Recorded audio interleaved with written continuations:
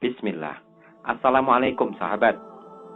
Tokoh utama dalam kisah yang akan saya sampaikan saat ini adalah Abdullah bin Hudzafah al-Sahmi, seorang sahabat Rasulullah yang pada awalnya mungkin tidak akan tercatat dalam sejarah seperti banyak bangsa Arab lainnya. Namun, berkat Islam, Abdullah mendapatkan kesempatan luar biasa untuk bertemu dengan dua pemimpin dunia pada masanya, Kisra Raja Persia dan Kaisar Romawi. Pertemuan ini tidak hanya meninggalkan jejak dalam sejarah, tetapi juga menjadi cerita yang terus dikenang dan disampaikan lintas generasi.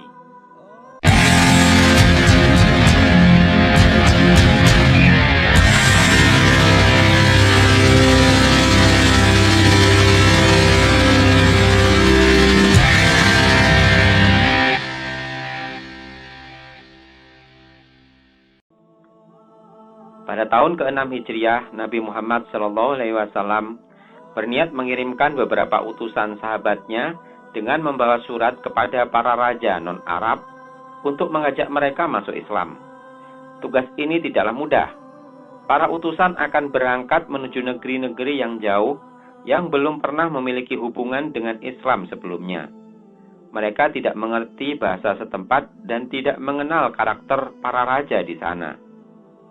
Rasulullah menyadari bahayanya misi ini dan mengumpulkan para sahabatnya, menyampaikan tantangan yang akan dihadapi.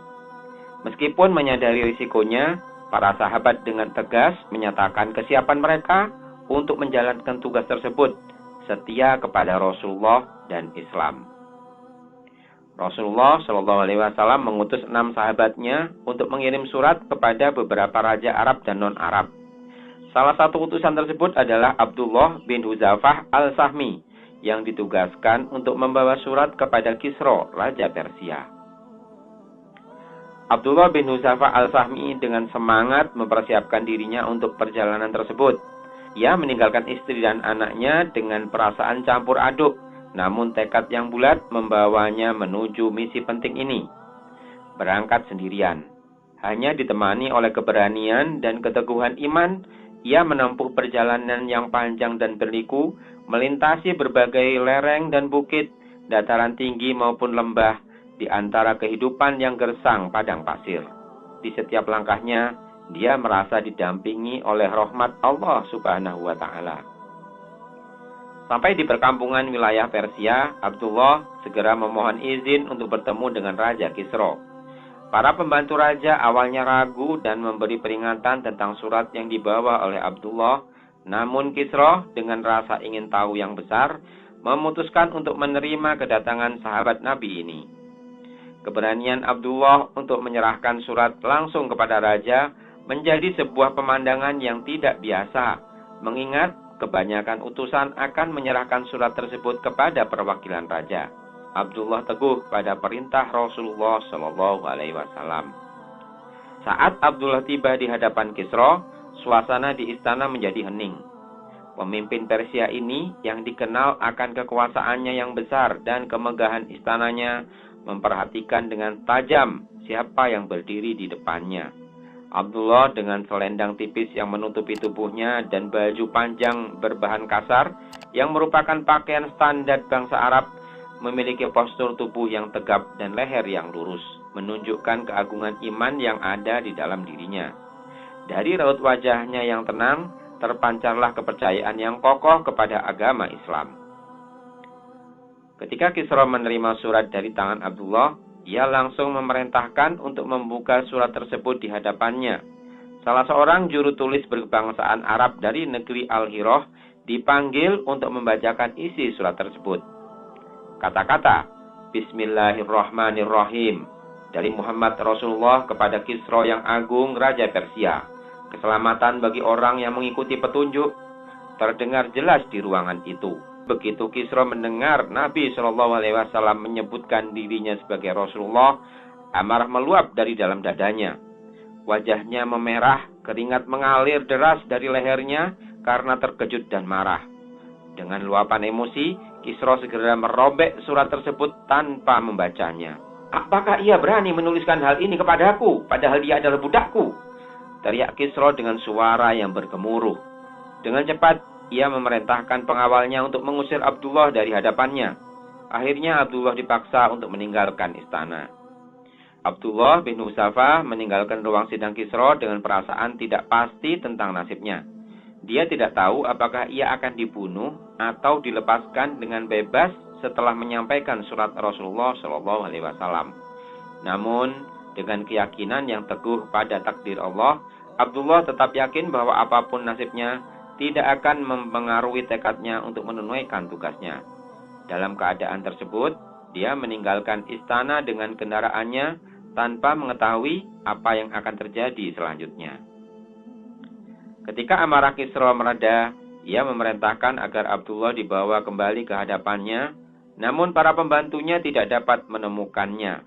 Usaha pencarian dilakukan, tetapi Abdullah tetap meninggalkan tempat itu tanpa jejak, pergi menuju arah yang tidak diketahui.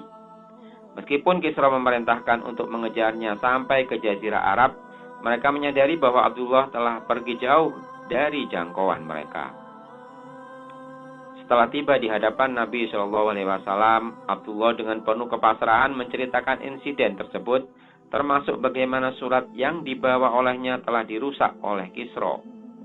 Rasulullah Shallallahu Alaihi Wasallam dengan tenang dan penuh keyakinan menjawab bahwa Allah akan merobek-robek kerajaan Kisra sebagai hukuman atas tindakannya. Kisra, setelah kemarahan dalam dirinya mereda, memutuskan untuk mengirim surat kepada Bazan, wakilnya di Yaman. Isinya memerintahkan Bazan untuk mengutus 2 orang kuat ke Hijaz menemui Muhammad SAW dan membawanya menghadap Kisra secepat mungkin. Bazan melaksanakan perintah tersebut, mengutus 2 orang terbaiknya dengan surat kepada Rasulullah SAW. Kedua utusan itu berangkat dengan cepat dan tiba di daerah Taif. Di sana mereka bertemu dengan pedagang Quraisy dan menanyakan tentang Nabi Muhammad SAW. Para pedagang memberitahu mereka bahwa Nabi sudah ada di Yatsrib atau Madinah. Kedua utusan itu kemudian bergerak menuju Madinah. Orang-orang Quraisy itu gembira dan mengabarkan kepada suku Quraisy bahwa Kisra akan menghancurkan Muhammad. Sementara itu, kedua utusan bertemu langsung dengan Nabi di Madinah dan menyerahkan surat dari Bazan. Mereka menawarkan perlindungan dari Kisra kepada Nabi, namun Nabi SAW menolaknya dengan lembut, mengatakan bahwa Kisra tidak akan bertemu dengannya lagi, karena Allah telah menyingkirkan Kisra dan mengangkat putranya, Syirawaih, sebagai penggantinya. Kedua utusan terkejut mendengar kabar ini dan bertanya apakah mereka harus melaporkannya kepada Bazan. Nabi SAW meminta mereka melakukannya sambil menegaskan bahwa agama Islam dapat menguasai apa yang telah dikuasai oleh Kisra. Jika Bazan mau masuk Islam, Nabi bersedia membiarkan Bazan mempertahankan kekuasaannya dan menjadikannya raja bagi kaumnya. Kedua utusan tersebut kembali kepada Bazan dan menceritakan apa yang terjadi. Bazan menanggapi dengan menyatakan bahwa jika apa yang dikatakan oleh Muhammad benar, maka dia adalah seorang nabi. Namun jika tidak, mereka akan mengambil keputusan terhadapnya. Tidak lama kemudian, Bazan menerima surat dari Syirawaih yang berisi pengakuan bahwa ia telah membunuh Kisra sebagai balas dendam atas kejahatan Kisra terhadap rakyatnya. Syirawaih meminta Bazan dan pengikutnya untuk tunduk kepadanya. Setelah membaca surat tersebut, Bazan langsung membuangnya dan mengumumkan bahwa ia memeluk Islam. Sebagai hasilnya, seluruh bangsa Persia di Yaman juga masuk Islam bersamanya. Kisah perjumpaan Abdullah bin Hudzafah dengan Kaisar Romawi terjadi saat khilafah Umar bin Khattab. Pada tahun 19 Hijriah, Umar mengirim pasukan untuk berperang dengan Romawi, termasuk di dalamnya Abdullah bin Hudzafah al-Sahmi. Kaisar Romawi telah mendengar tentang keberanian dan keteguhan iman pasukan Muslim.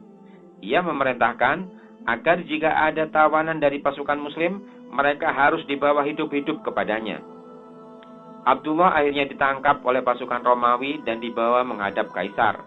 Mereka memberitahu Kaisar bahwa Abdullah adalah seorang sahabat Nabi Muhammad yang masuk Islam lebih dahulu dan mereka berhasil menangkapnya. Raja Romawi menatap Abdullah bin Hudzafah dengan penuh perhatian. Lalu dengan penuh kelembutan ia berkata kepadanya, "Aku akan menawarkan sesuatu kepadamu." Abdullah dengan tegas berkata, "Apa itu?" Sang kaisar menjawab, "Aku menawarkanmu untuk masuk ke dalam agama Nasrani. Jika kamu mau, aku akan membiarkanmu hidup dengan martabat dan kehormatan." Namun, Abdullah menanggapi dengan penuh keberanian, "Tidak akan pernah aku terima. Aku lebih memilih kematian 1000 kali daripada menerima ajakanmu." Tak gentar sang kaisar melanjutkan, "Menurutku engkau adalah seorang yang mulia. Jika kau mau menerima tawaranku, aku akan mengangkatmu sebagai pembantuku dan berbagi kekuasaanku denganmu." Abdullah meskipun dalam kondisi terikat tersenyum dengan penuh keyakinan, menegaskan bahwa tidak ada imbalan material yang bisa menggoyahkan keyakinannya pada agama Muhammad SAW. Kaisar semakin marah dengan keteguhan hatinya, mengancam akan membunuhnya. Namun, Abdullah tetap tegar dan siap menerima nasibnya. Tanpa ragu, Kaisar memerintahkan agar Abdullah disalib. Kemudian para juru tombak diperintahkan untuk melemparkan tombak ke arah tubuh Abdullah. Satu keputusan yang keras dan kejam sebagai hukuman karena menolak masuk agama Nasrani. Namun saat para juru tombak bersiap untuk melemparkan tombak, Kaisar mengubah pikirannya. Ia memerintahkan untuk menurunkan Abdullah dari tiang salib. Kaisar Romawi dalam usahanya untuk memaksakan agamanya kepada Abdullah bin Hudzafah al-Sahmi memerintahkan sebuah tungku besar berisi minyak untuk disiapkan. Ketika minyak tersebut mendidih, ia memerintahkan pembantunya untuk membawa 2 orang tawanan muslim lainnya. Salah satu tawanan tersebut dipilih untuk dimasukkan ke dalam tungku panas tersebut, menyebabkan dagingnya terlepas dari tulang dan tubuhnya terbakar dengan hebat. Melihat pemandangan mengerikan itu, Abdullah tetap teguh dalam keyakinannya. Kaisar Romawi mengajaknya lagi untuk masuk agama Nasrani, tetapi Abdullah menolak dengan lebih keras. Kaisar yang mulai kehilangan kesabaran kemudian memerintahkan agar Abdullah dimasukkan ke dalam tungku bersama kedua sahabatnya. Ketika para pengawal membawa Abdullah, air mata mengalir dari matanya, dan para pengawal melaporkan hal ini kepada Kaisar. Kaisar menduga bahwa Abdullah sudah merasa takut, memanggilnya kembali. Namun, Abdullah tetap kukuh dalam keimanannya. Ketika Kaisar menanyakan alasan air mata Abdullah, dia menjawab dengan penuh keberanian bahwa dia menangis karena berharap memiliki banyak nyawa yang bisa dia berikan untuk Allah. Mendengar jawaban ini, Kaisar semakin marah dan menawarkan Abdullah kesempatan untuk bebas jika dia mencium kepalanya. Abdullah mengajukan syarat agar semua tawanan muslim juga dibebaskan. Abdullah berkata kepada dirinya sendiri, "Dia adalah salah satu musuh Allah. Aku harus mencium kepalanya sehingga ia akan membebaskanku dan semua tawanan muslim. Menurutku ini bukanlah hal yang dapat membawa mudarat." Dalam keputusasaan dan kemarahan, Kaisar Romawi menyetujui syarat Abdullah dan memerintahkan pembebasan semua tawanan muslim. Abdullah mencium kepala Kaisar sebagai tanda pengampunan, bukan karena takut, tetapi untuk kebebasan sesama muslim. Ketika Abdullah bin Hudzafah datang menghadap Umar bin Khattab, ia dengan penuh rasa hormat dan kepasrahan menceritakan peristiwa yang dialaminya dengan rinci. Umar sebagai pemimpin kaum muslimin mendengarkan dengan seksama dan penuh perhatian. Melalui cerita Abdullah, Umar merasa tersentuh oleh keberanian dan keteguhan iman sahabatnya. Dengan penuh kegembiraan atas keselamatan dan kemenangan iman, Umar menegaskan bahwa setiap muslim memiliki kewajiban untuk memberikan penghormatan yang layak kepada Abdullah. Kemudian, sebagai contoh yang hidup dari ajaran Islam tentang saling menghormati, Umar dengan tulus berdiri dan mencium kepala Abdullah, menunjukkan bahwa keberanian dan kesetiaan seperti yang dimiliki Abdullah harus dihargai dan diperjuangkan oleh semua umat Islam.